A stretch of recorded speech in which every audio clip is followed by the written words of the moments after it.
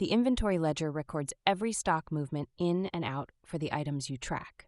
Click Inventory Ledger under Catalog in the sidebar to open it.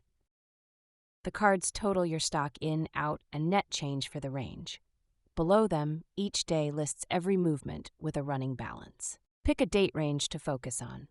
Presets cover the last 30 days, the last few months, the past year, and more. Switch group by to months or weeks to roll everything up per item sorted so your best seller sits on top. Filter by item, store, or movement type to narrow down exactly what you want to see.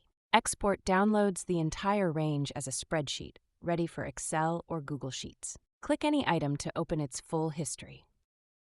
The item view charts its stock level over the last 7 days and lists every movement, answering where your stock went while you were away. Heads up! Viewing the ledger needs the View Inventory permission. Recording a restock or adjustment needs Manage Items. Owners have both by default.